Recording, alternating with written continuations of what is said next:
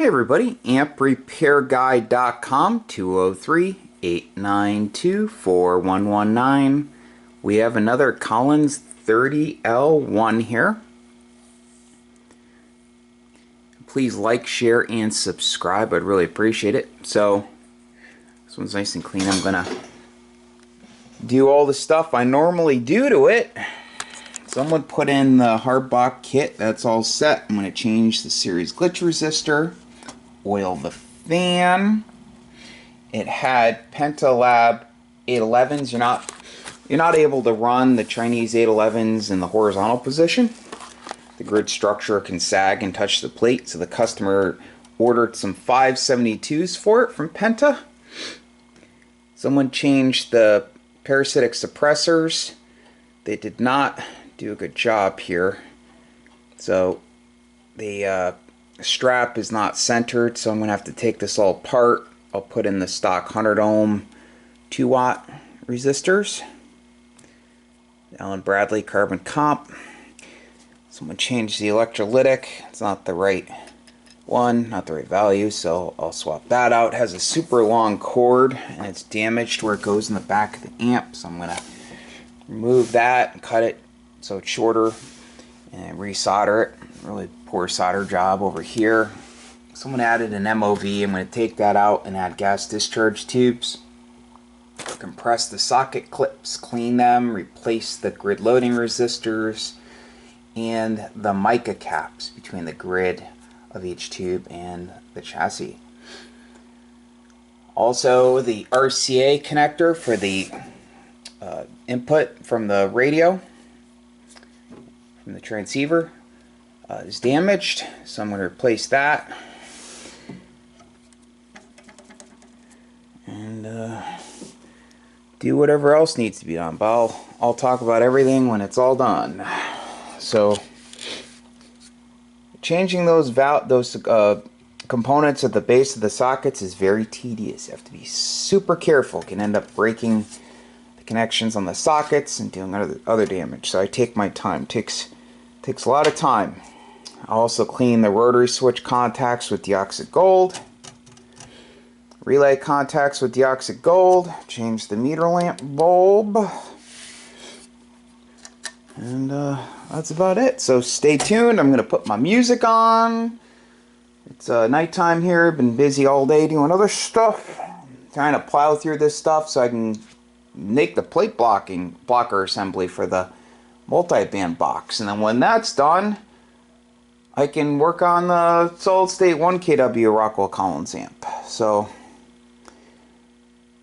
just so much to do. I have to see the brakes in my car too, so never ends. And now it's spring, so lots of outside stuff to do. So okay, so I'm gonna get to work and I will see you guys in a bit. Stay tuned. Please like, share. Again, please like, share, and subscribe. It's about 1 o'clock in the morning. Done with the amplifier, checked it, and got a brand new set of Pentalab tubes.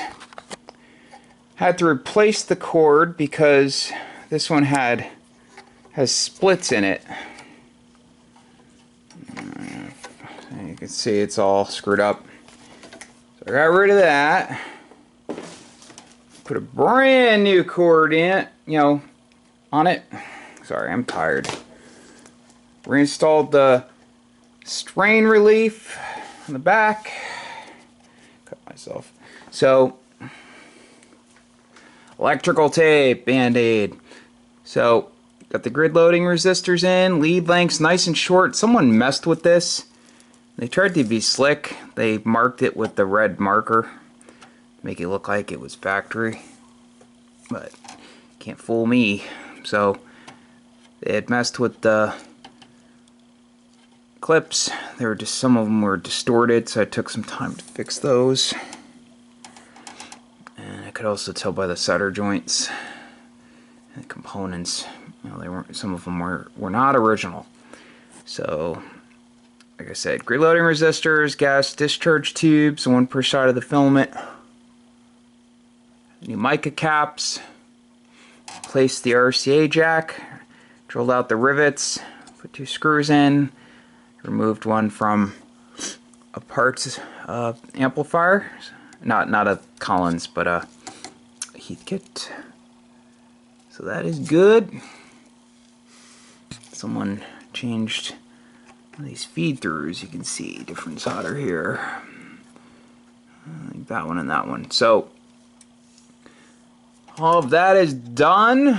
I cleaned the clips with the Oxide Gold. I cleaned the input rotary switch with the Oxide Gold. I made new parasitic suppressor assemblies.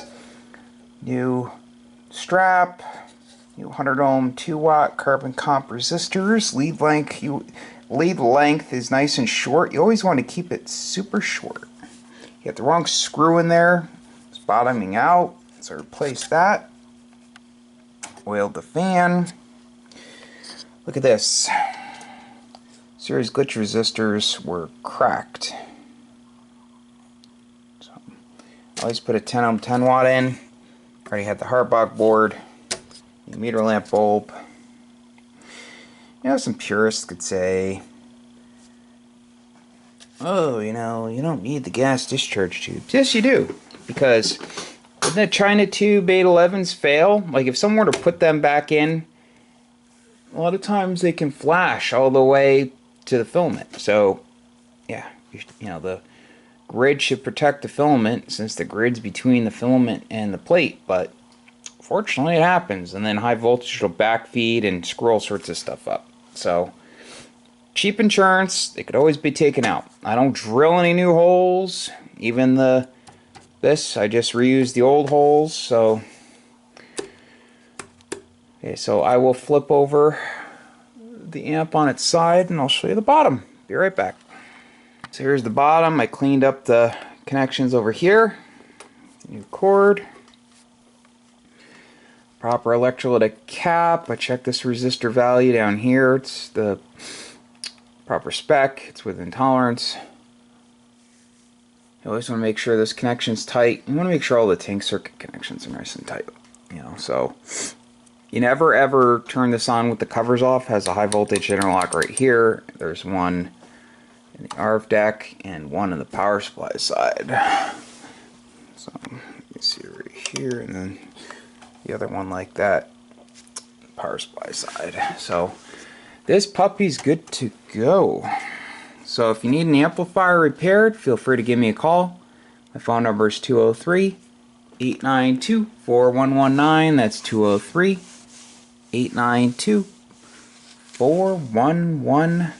Website's amprepairguy.com. Please like, share, and subscribe. I'm going to bed. It is 1:04 in the morning. So, 73.